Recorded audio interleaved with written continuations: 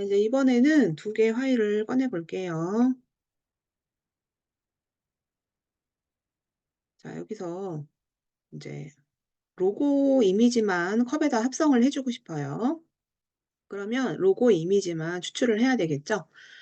이렇게 보니까 이제 원형이니까 우리가 배웠던 것 중에서 원형 툴을 활용해서 할 수가 있는데, 자, 내가 원형 툴로 작업을 내가 선택을 정확하게 해 주면 상관이 없지만 대부분은 그렇지 않단 말이에요. 그러면 선택된 영역을 고정해 줄 수 있는 기능을 지난번에 배웠었죠? 이게 어떤 거냐면은 선택 영역을 수정해 줄 수 있는 툴. 자, 선택 영역 변형이 있죠. 그러면 선택 영역 변형을 통해서 뭐 내가 조금 더 확장할 수 있는 부분을 확장을 해 주고 응용을 해서, 그다음에 세부 이동 같은 경우는 키보드에 보면 중간에 위아래 좌우 툴이 있죠. 그 툴을 활용을 해서 다 됐으면 자, 엔터 눌러서 자, 이미지를 가지고 올게요. 자, 이제 가지고 왔으면 이제 요 툴은 사용할 게 아니니까 바로 닫아 둘게요. 왜냐면 이 제 합성 작업하는 부분에서 이제 다 썼어요. 그럼 바로바로 정리를 좀 해 주세요. 자, 지금 이렇게 합성을 했는데 물론 이렇게 합성을 하는 것만도 웬만큼 이제 뭐 아주 어색하진 않아요. 그런데 사실 보면은 이제 이 컵에 약간의 투시가 들어가 있어요. 근데 투시도 약간 들어가 있지만 이 컵이 왜곡이 되어 있긴 하죠. 근데 지금 로고는 평면적인 거고 그다음에 컵은 이렇게 원형의 기둥으로 되어 있단 말이에요. 그리고 또 어떤 게 있냐면 이 부분은 빛을 지금 그림자가 져 있고 이 부분은 빛을 받고 있고, 그래서 이 로고에 컬러가 들어가 있지만 흰색 부분을 자연스럽게 이렇게 음영을 주는 부분을 뭘로 할 거냐면은 합성하는 레이어에 이 레이어마다 이제 블렌딩 모드 합성이라는 기능이 있어요. 이게 뭐냐면은 레이어의 혼합 모드 설정이라고 해서 셀로판지 두 장을 겹쳐 주면은 어떤 빛에 따라서 셀로판지의 겹침이 다르죠. 그런 것처럼 여기도 겹침의 느낌을 다양하게 해줄 수가 있어요. 여기 지금 보면은 표준부터 뭐 디졸브, 어둡게 하기, 곱하기 이런 거 다 다른데 이 중에 사용을 많이 해 주는 거가 이 곱하기 멀티플라이라는 기능이 하고요. 그다음에 이제 스크린이라는 기능이 있어요. 이 두 개는 어떤 차이가 있냐면 곱하기 같은 경우는 화이트가 투명하게 겹침으로 되고요. 스크린 같은 경우는 블랙에 가까울수록 블랙이 투명으로 합성이 돼요. 이 두 가지의 중간값이 오버레이라는 합성이에요.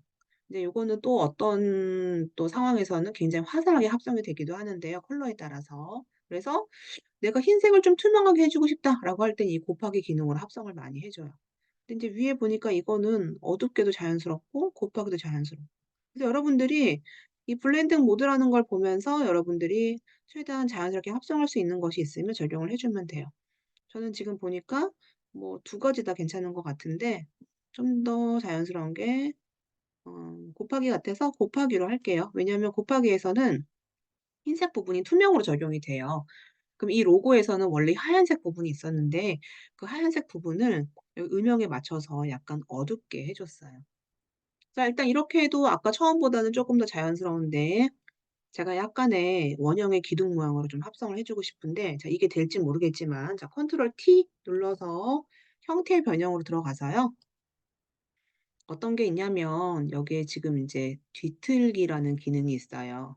근데 인제 이 뒤틀기 기능은 적용을 잘 해 줘야 돼요. 왜냐하면 이게 값이 약간 틀리면 오히려 더 어색할 수 있기 때문에 제가 지금 해 주고 싶은 거는 약간의 원형 기둥의 느낌으로 쪼끔 잡아 주고 싶거든요. 그래서 로고를 살짝만 위로 좀 잡아 줄 건데 요게 또 약간 어색하면은 역효과가 날 수 있기 때문에 적용했다가 '좀 어색한 것 같다.'라고 하면은 다시 수정을 할게요. 저는 아주 살짝만 로고의 형태를 약간만 위로 쪼금 기울였거든요. 근데 이런 것들도 사실은 가이드라인 내려서 해 줘야 되는데 이렇게 한번 해 보고 엔터 눌러 볼게요. 자, 이렇게 한 거하고 컨트롤 Z 비교해 가지고 적용하지 않은 거. 컨트롤 시프트 Z 누르면서 적용한 거. 자, 요게 지금 아주 어색하진 않아서 저는 요 상태로 한번 합성을 해 볼게요. 자, 파일에서 4번 저장해서 자, 요거는 JPG로 자, 완성 폴더에 자, 오늘은 네 번째 실습일이니까 04번으로 한번 해 볼게요.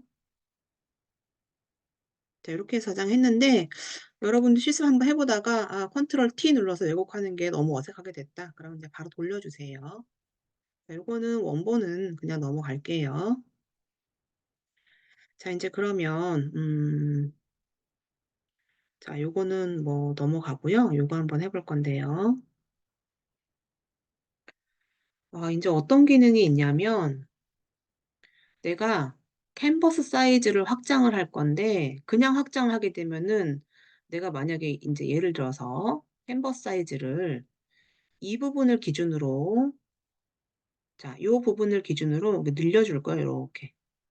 그러면은 기준점을 내가 여기를 기준으로 오른쪽으로 늘릴 거기 때문에 기준점은 일단 중요한 거는 왼쪽으로 잡아 줘야 되겠죠. 왼쪽에 뭐 중간, 하단 상관이 없어요. 왜냐하면은 저는 높이를 뭐 수정하는 게 아니고 너비 수정을 할 거예요. 무조건 왼쪽을 기준으로. 그래서 인제 이 부분은 뭐 위아래 중간 상관이 없고 어쨌든 왼쪽으로 하면 되고요.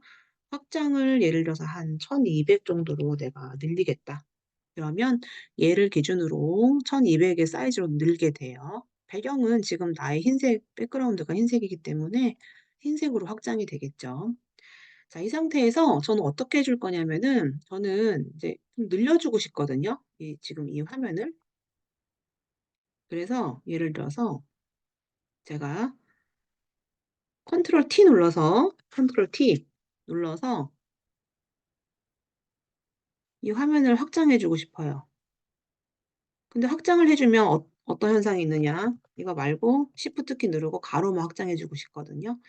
배경이 늘어나는 거는 이미지의 배율이 이렇게 뭐 깨지는 게 티가 안 나요. 근데 지금 중요한 거는 인물이 같이 늘어나고 있죠. 그럼 이제 인물이 늘어난 것 때문에 어 비율이 깨진단 말이에요. 그래서 어떤 기능이 있느냐.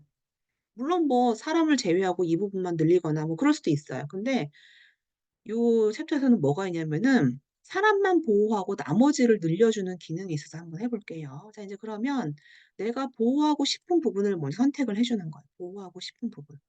저는 지금 그림자도 같이 해 줄게요, 그림자도 같이. 그래서 저는 사람하고 그림자를 선택을 해서 일단 먼저 이 사람 있는 부분만 영역을 저장 한번 해 볼게요. 선택된 영역 저장. 자, 요거를 내가 예를 들어서 사람 그냥 아무거나 해 볼게요. 01번이라고 한번 해 볼게요.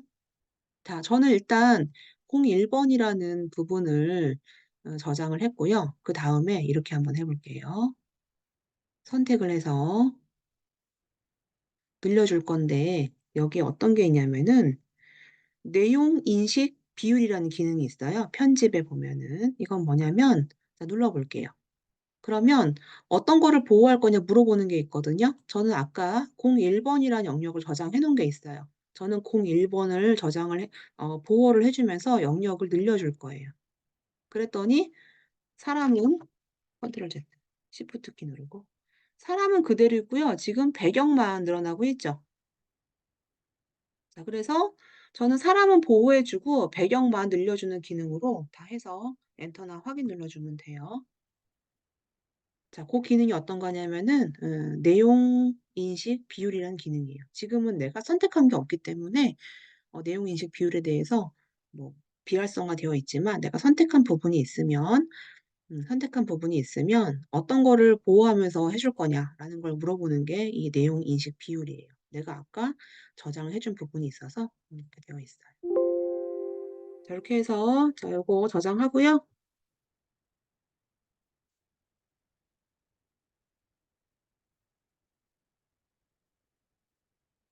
자, 04-1 번으로 하고 잠깐만 휴식할게요.